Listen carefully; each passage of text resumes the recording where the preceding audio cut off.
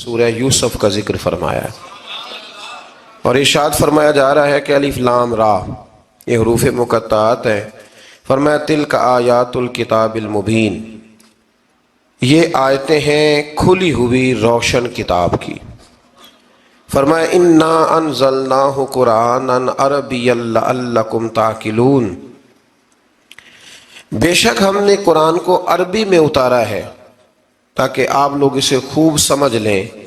ارشاد فرمایا جا رہا ہے نحن نقص علیک احسن القصص، ہم بیان کرتے ہیں آپ سے ایک بڑا ہی پیارا قصہ۔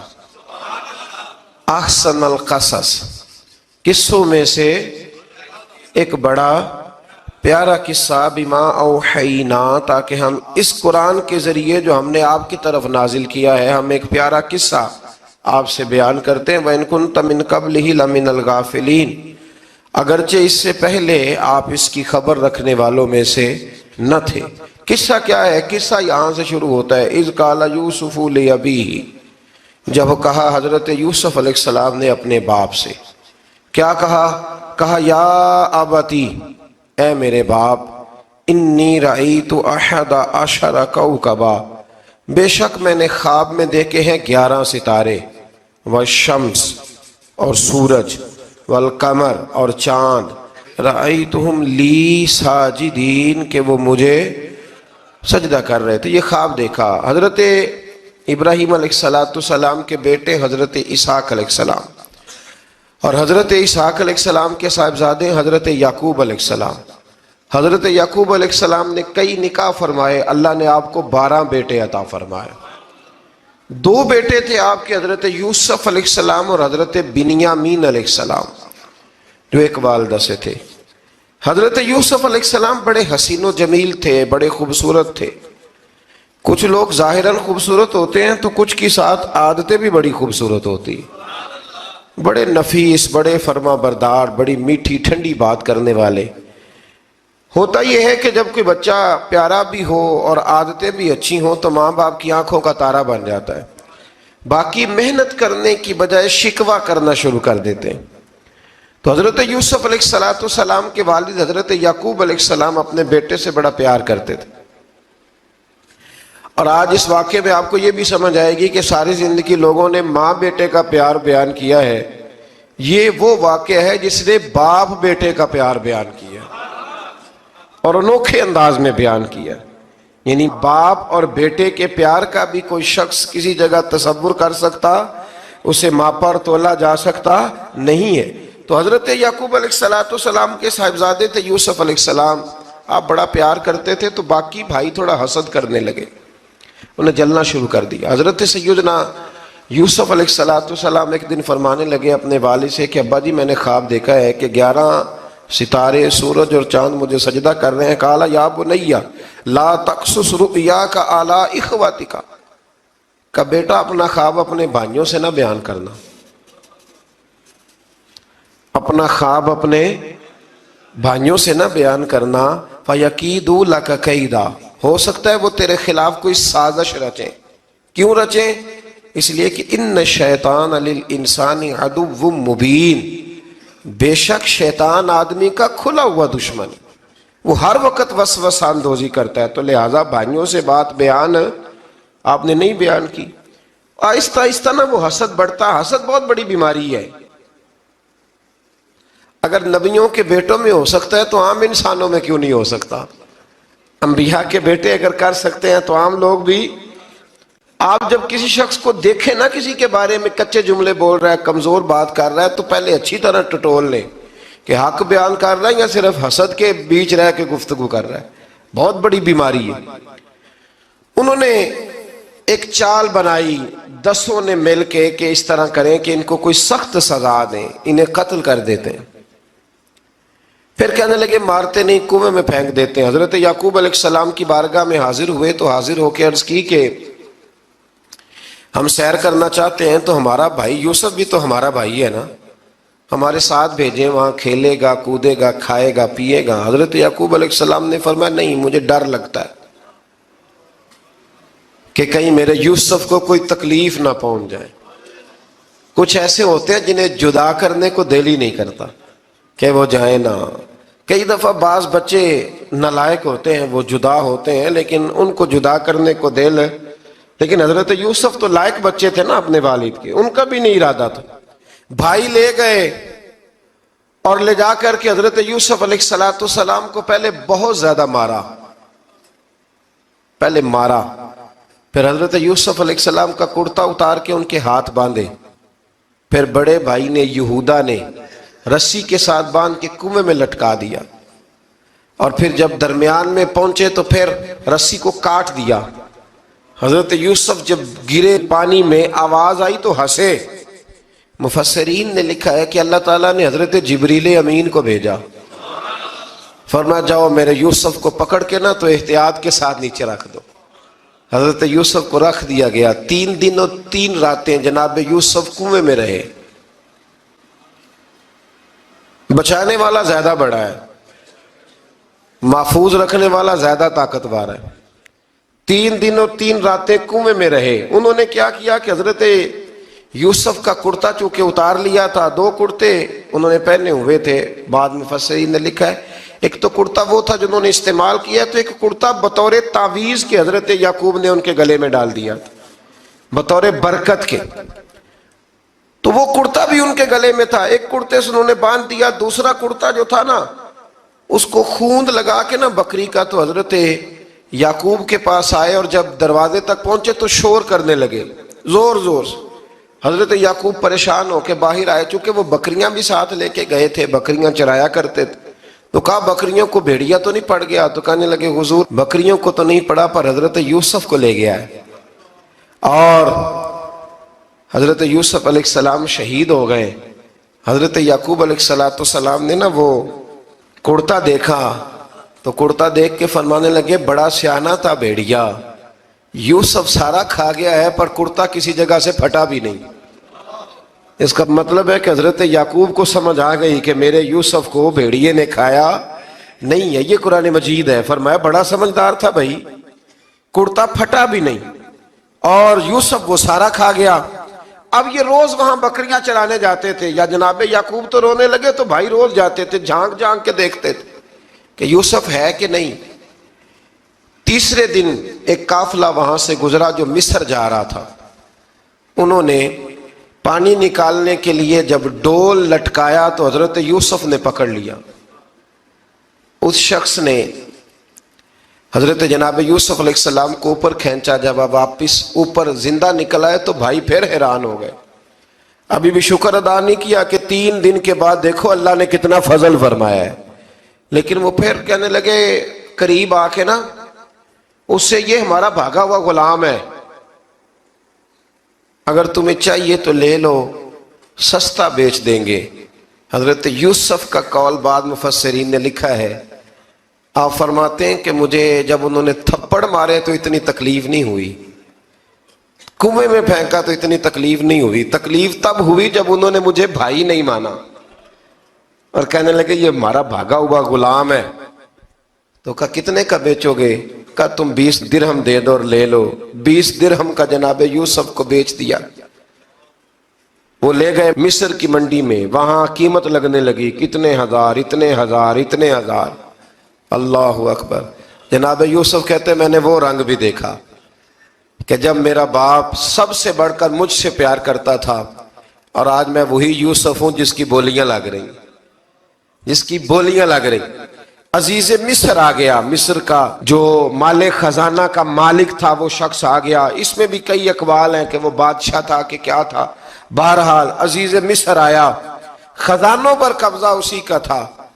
اس نے حضرت یوسف علیہ السلام کے وزن کے برابر سونا تول کے دیا، وزن کے برابر چاندی تول کے دی، وزن کے برابر اس نے ہیرے جواہرات دیے. پھر گھر لے گیا. اور جناب یوسف علیہ السلام فرماتے ہیں میں ایک آزمائش سے نکلا، جب گھر آیا تو بڑے سکون سے رہنے لگا. عزیز مصر نے اپنی بیوی زلیخا سے کہا اس کا خاص خیال رکھنا. فرماتے محبت ملنے لگی، پیار ملنے لگا، گھر میں بڑی خوشی سے رہنے لگا. پر اللہ کو کچھ اور ہی منظور تھا. آزمائش پر آزمائش ذرا دیکھیے گا. پہلے باپ کا پیار، پھر کنواں، پھر کنویں سے بچ گئے تو مصر کی منڈی. فرماتے ہیں وہاں سے میں بچ کے آیا تو عزیز مصر کے گھر رہنے لگا. زلیخا فریفتہ ہو گئی، گناہ کی دعوت دینے لگی. تو حضرت یوسف نے کہا قال معاذ اللہ، میں اللہ کی پناہ چاہتا ہوں. سارے دروازے بند کر کے جب وہ پیچھے بھاگی، اصل حسین وہی شخص ہوتا ہے جو اپنے باطن کے حسن کو بچا لیا کرتا ہے. جو سوداگری کرنے لگے وہ تھوڑا حسین ہوتا ہے. حضرت یوسف علیہ السلام جب بھاگے تو اس نے پیچھے سے پکڑ کے کرتا کھینچا، کرتا پھٹ گیا. ابھی آپ دروازے تک پہنچے تھے، عزیز مصر خود آ گیا. اس نے آگے کہا یہ کیا ہو رہا ہے؟ تو اس نے مکر کیا، زلیخا نے، کہنے لگی کہ ہونا کیا ہے، اس کو گھر میں رکھ کے پالا ہے، اب جوان ہوا ہے تو معاذ اللہ اس نے میرے طرف دست درازی کرنے کی کوشش کی ہے. حضرت یوسف پھر خاموش ہو گئے. بھائی بیچ رہے تھے تو پھر بھی خاموش تھے. کبھی کبھی کچھ چیزیں خاموش رہ کے سہنی پڑتی ہیں. زخم پہ زخم کھا کے جی، خون جگر کے گھونٹ پی، آہ نہ کر لبوں کو سی، یہ عشق ہے کو دل لگی نہیں. حضرت یوسف علیہ السلام پھر چپ ہے. زلیخا نے بڑی باتیں کی. ایک دانا آدمی تھا، قرآن کہتا ہے ایک بولا بولنے والا، ایک عقل مند بولا. اس نے کہا دیکھو، نہ زلیخا کی سنو نہ یوسف کی سنو. اگر تو کرتا آگے سے پھٹا ہوا ہے تو پھر غلطی ہے جناب یوسف کی، اور اگر پیچھے سے پھٹا ہے تو پھر زلیخا کی غلطی. حضرت یوسف کی معاذ اللہ پھر غلطی. تو عزیز مصر نے کرتا دیکھا تو پیچھے سے پھٹا تھا، لیکن امام قرطبی کہتے ہیں وہ کوئی عقل مند آدمی نہیں، وہ تو 4 مہینے کا بچہ تھا.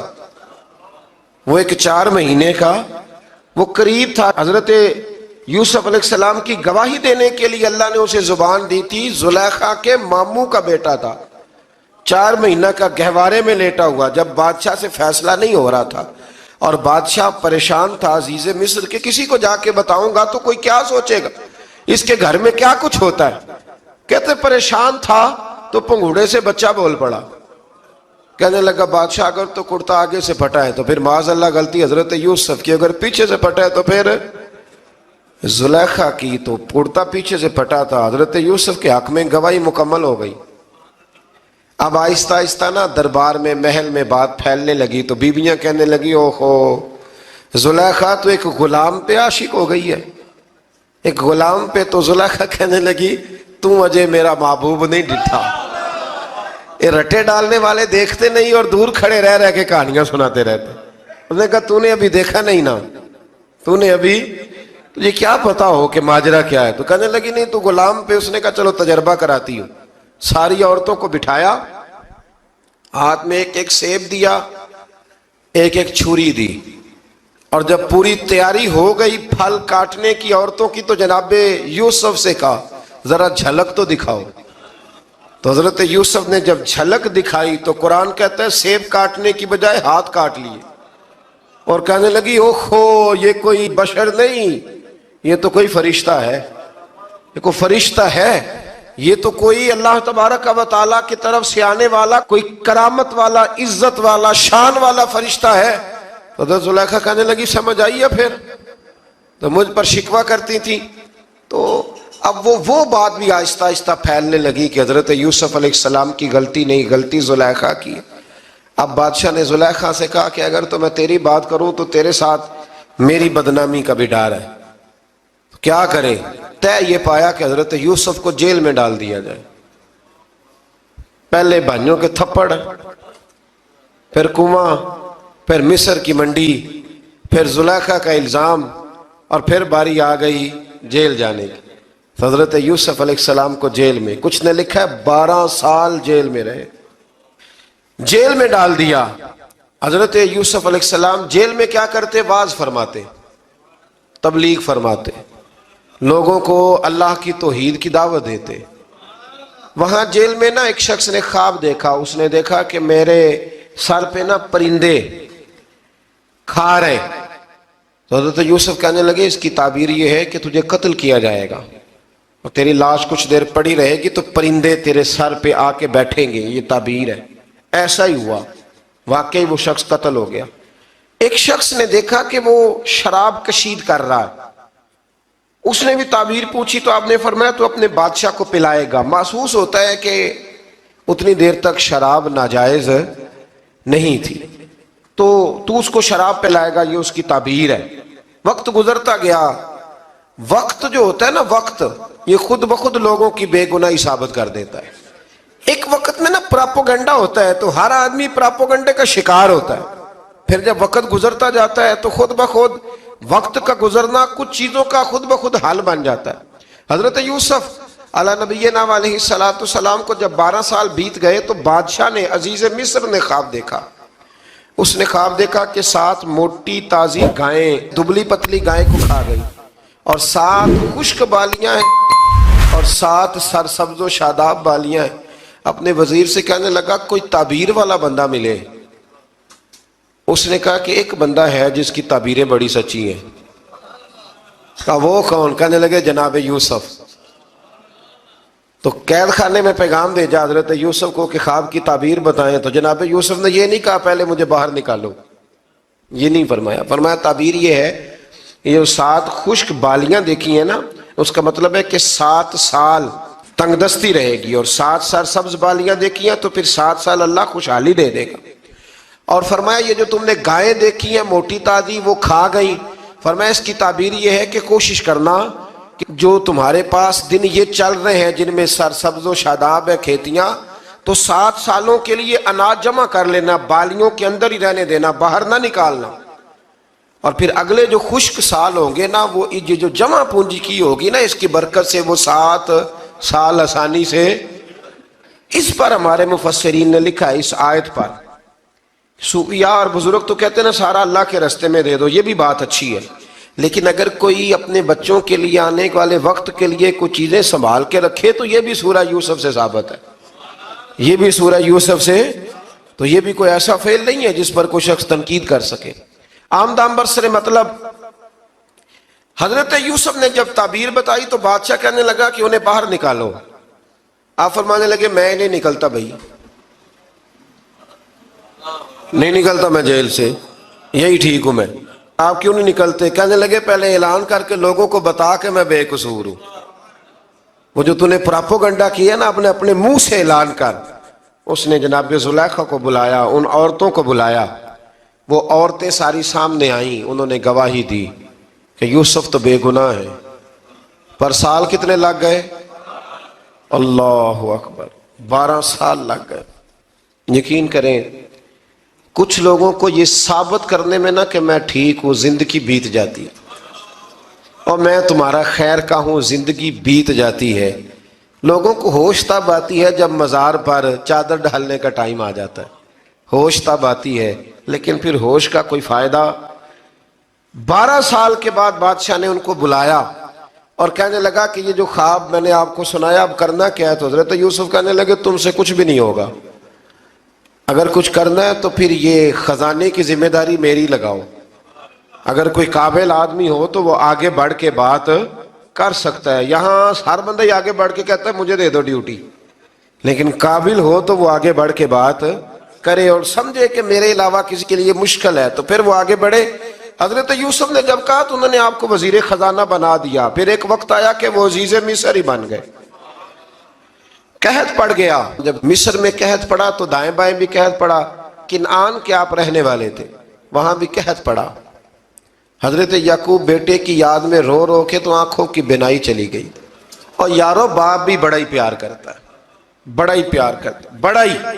پتہ ہے باقی تمہیں تحفے دیتے ہیں، باقی تم سے محبت کرتے ہیں، تو باپ تو بیٹے کو اپنی جوانی دے دیتا ہے، اپنی جوانی اپنے بیٹے کے نام کر دیتا ہے. باپ بھی بڑا ہی پیار کرتا ہے. سنگیو کوئی نہیں تول سکتا. بچے ایسے گھوم رہے ہوتے ہیں نا ابا جی کے سامنے تو ان کا اٹھنا بیٹھنا چلنا ہی بڑا پیارا لگتا ہے، کا آنا جانا ہی بڑا پیارا لگتا ہے. باپ کا تو قد روز اونچا ہوتا ہے کہ اللہ نے مجھے لال عطا فرمائے. حضرت یعقوب کی آنکھوں کی بینائی چلی گئی رو رو کے. بھائی حضرت یوسف کے جب قحط پڑا تو انہیں پتا چلا کہ ایک واحد شہر مصر ہے جہاں گندم سٹاک ہے، کیونکہ حضرت یوسف کو پتا تھا، خواب بادشاہ دیکھ چکا تھا. تو آپ نے مال 7 سالوں کے لیے جمع کر لیا. اب بھائی آئے، اللہ اکبر، دشمن سامنے نظر آئے، مخالف حاسد، تو پھر انسان ٹھہرا رہے اور انسان کمزور نہ ہو، طاقتور ہو. اتنا طاقتور ہو کہ حکمران ہی بن گیا ہو. ذرا نبیوں کے حوصلے بھی دیکھنا. पैगंबरों के हौसले भी देखना। भाई आए, कहा गंदम चाहिए, तो जनाब यूसुफ ने ओहो भाइयां जिहा साख नहीं कोई जे विच खार ना होवे।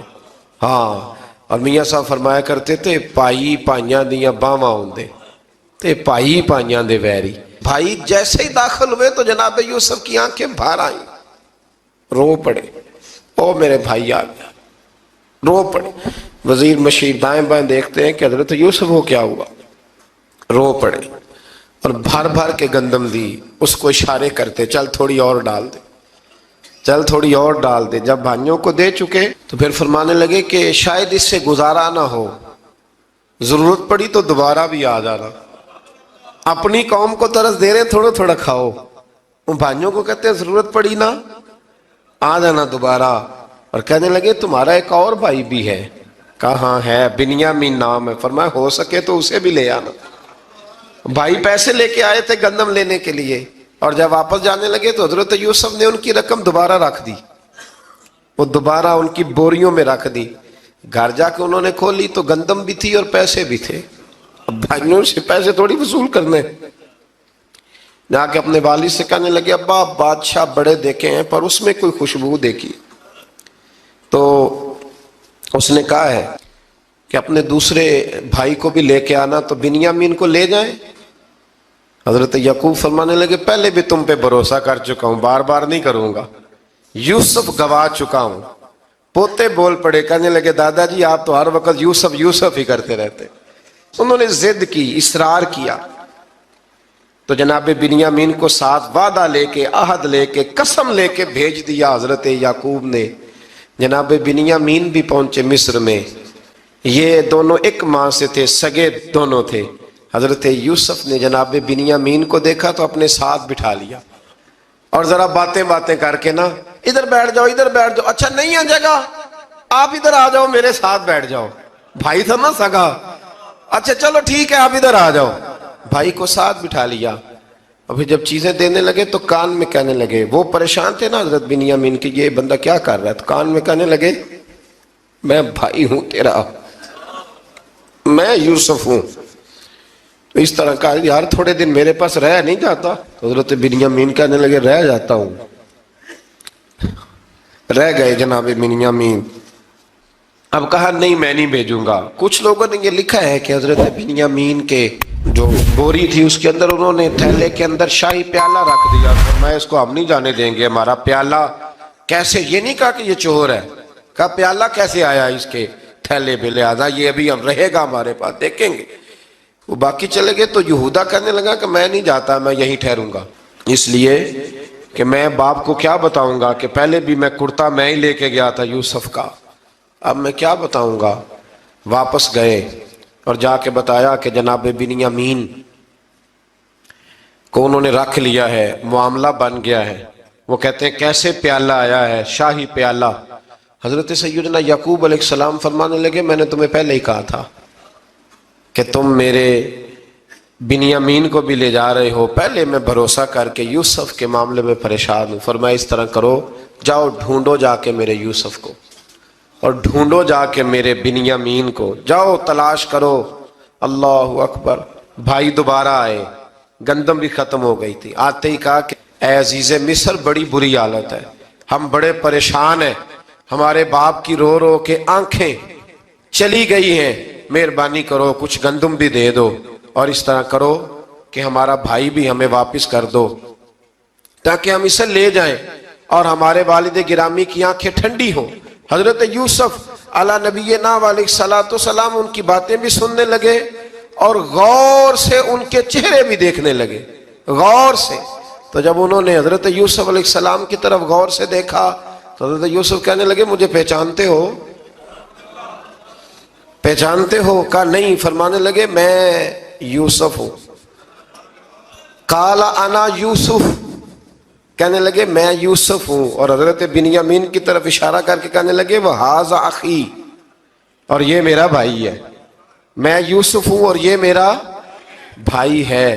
और फरमाने लगे अल्लाह ने हम पर एहसान किया है और जो तकवा इख्तियार करता है और सब्र करता है अल्लाह ताला उस नेक के अजर को कभी ज़ाया یہ نہیں فرمایا میں نے بڑے تقوی کیے پرہیزگاری کی تو بچ گیا، فرمایا جو بھی تقوی اختیار کرے گا، جو بھی صبر کرے گا، اللہ اس نیک کے اجر کو کبھی ضائع نہیں کرے گا۔ پھر فرمانے لگے جاؤ آج تم پر کوئی گناہ نہیں، جاؤ ایک دم ہی اسی وقت ہی فرمایا جاؤ میں نے تمہیں معاف کیا، جاؤ میں نے تمہیں معاف کیا۔ اور فرمانے لگے میری دعا ہے کہ میرا رب بھی تمہیں معاف کر دے۔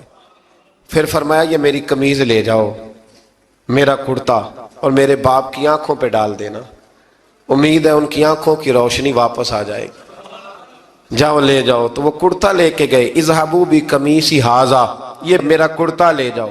دیکھو اللہ والوں کے وجود سے جو چیز لگ جائے تبرک بن جاتی ہے۔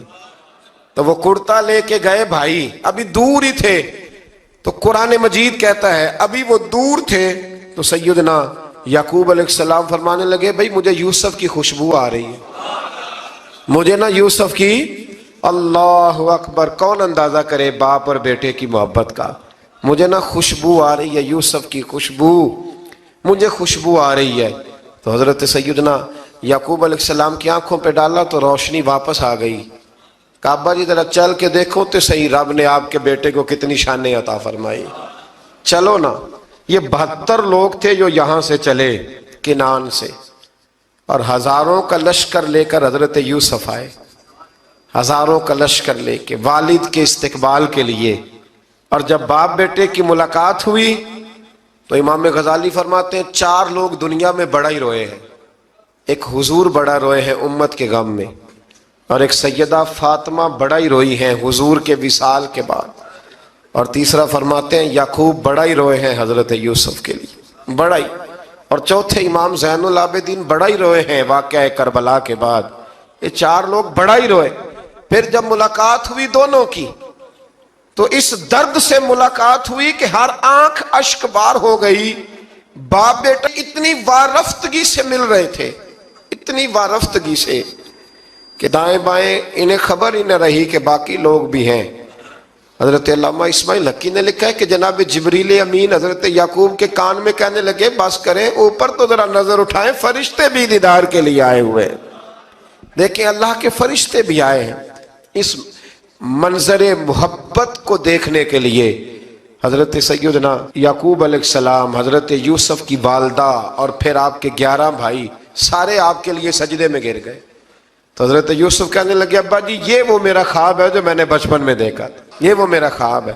حضرت سیدنا یعقوب علیہ السلام پھر کم و بیش لگ بھگ 23 سال، کچھ نے لکھا ہے 40 سال مصر میں رہے، اور جب وصال ہونے لگا تو حضرت یوسف سے فرمانے لگے بیٹا مجھے یہاں دفن نہ کرنا، مجھے وہیں لے جانا جہاں میرے والد دفن، وہاں جا کے وہ دفن ہوئی۔ حضرت یوسف علیہ السلام نے سالوں حکومت کی مصر پر، پھر وہیں ان کی تدفین ہوئی، اور جب تدفین ہوئی تو اختلاف ہو گیا، ہر قبیلہ کہتا تھا ہم نے اپنی طرف یوسف کو دفن کرنا ہے، اس لیے کہ جس طرف ان کو دفن کریں گے خوشحالیاں ہوں گی۔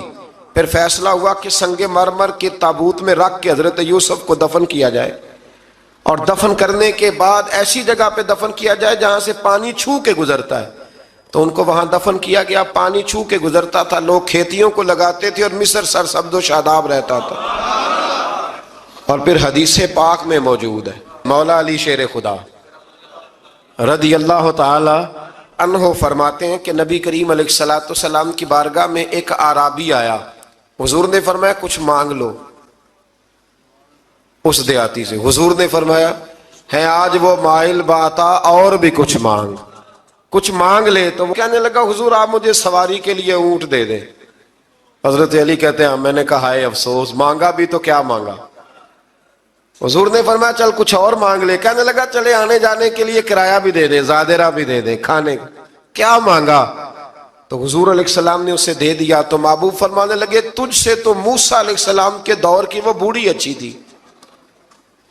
کہا وہ بوڑھی کون سی بوڑھی؟ تو حضور علیہ السلام فرمانے لگے رب کریم نے حضرت موسیٰ کو حکم دیا کہ جب آپ مصر سے نکلیں تو حضرت یوسف کی قبر کو کھود کر ان کا تابوت بھی ساتھ لے جائیں۔ تو حضرت سیدنا موسیٰ علیہ السلام نے عرض کی مالک وہ کیسے پتہ چلے گا؟ فرمایا وہ تو آپ نے خود ہی پتہ کرنا ہے، کہ وہ تابوت کہاں ہے، وہ دریا کے اندر تھا. کیسے پتا کرنا ہے؟ پتا کرتے کرتے پتا چلا کہ ایک بوڑھی اماں ہے، اسے پتا ہے تابوت کہاں ہے. وہ کدھر ہے تابوت؟ تو بوڑھی اماں کو پتا ہے. حضرت موسیٰ بوڑھی کے پاس گئے، کہنے لگے اماں وہ تجھے پتا ہے یوسف کی قبر کہاں؟ کہنے لگی پتا ہے. تو کہا اماں پھر بتا دو. کہنے لگے مفت میں بتا دوں، نبی کے مزار کا ایڈریس اور فری میں بتا دوں، یہ کیسے ہو سکتا ہے؟ تو حضرت سیدنا موسیٰ فرمانے لگے چل قیمت لے. طبرانی کی حدیث ہے، حضور بیان فرماتے.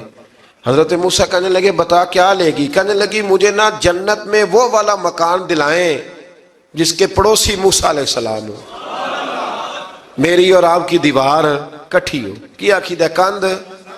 اللہ اکبر. تو حضرت موسیٰ کہنے لگے چل اماں مہربانی کر جنت مانگ لے، اب تو پڑوس ہی مانگنے لگ گئی ہے. تو اب نبیوں کا درجہ تو بڑا ہوگا، تو دینے والا اللہ ہے، میں دعا کرتا ہوں. تو کہنے لگی جی ٹھیک ہے، اگر آپ نہیں دیتے تو میں ایڈریس نہیں بتاتی. تو حضور فرمانے لگے اس سے تو وہ اچھی تھی.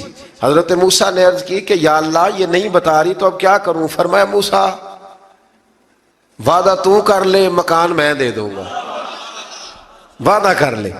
تو حضرت سیدنا یوسف کا مرتبہ دیکھیے کہ ان کے مزار کا پتہ بتانے کے لیے، مزار کا پتہ بتانے کے لیے اس خاتون نے حضرت موسیٰ سے جو قیمت لی وہ یہ تھی کہ میں جنت میں آپ کی پڑوسی بنوں گی، پھر ایڈریس بتاؤں گی. تو حضرت موسیٰ نے وعدہ کیا، تو پھر اس نے پتہ بتایا کہ فلان جگہ مزار ہے. یہ تقریباً سینکڑوں سال بعد حضرت موسیٰ وہ وہاں سے نکال کے تابوت کو اپنے ساتھ لے کر کے گئے. یہ وہ واقعہ جسے قرآن نے احسن القصص قرار دیا. اللہ کریم نے ہمیں اس واقعے میں یہ بتایا ہے کہ معاملات زندگی سے گھبرایا نہ کرو. جب بھی کوئی آزمائش آتی ہے نا تو پھر اللہ دو آسانیاں عطا کرتا ہے. اور یہ بھی یاد رکھیں جو آسانیوں والے ہوتے ہیں نا آزمائشیں بھی انہیں آتی ہیں. جو لاڈلے زیادہ ہوتے ہیں کئی دفعہ تکلیفیں بھی زیادہ.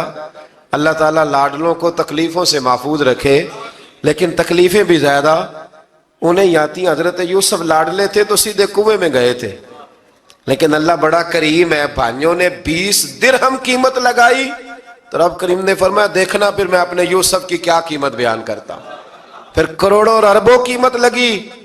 پھر کہاں کی آزمائش تھی، کہاں کی بات تھی. وہ ہر جگہ صابر رہے، کسی جگہ ان کا کوئی شکوہ نظر. ایک تقوی، دوسرا صبر، خاموشی. ہم لوگ نا بول کے لڑ کے فتح حاصل کرنا چاہتے ہیں. یاد رکھنا، آخری بات عرض کرنے لگا ہوں، صبر کرنا اور کام کرنا، صبر کرنا اور اپنے حصے کا رزلٹ اپنی مرضی کا نہ مانگنا، رزلٹ رب کریم کی مرضی کا. نتیجہ صبر کریں اور اپنے حصے کی ڈیوٹی کریں، پھر دیکھیں اللہ کتنا عطا فرماتا ہے. ڈیوٹی میں بھی کمزوری نہ کریں اور بے صبری کا مظاہرہ بھی کبھی نہ کریں. اللہ تعالی ہمیں حضرت یوسف کا صدقہ نصیب فرمائے. آخر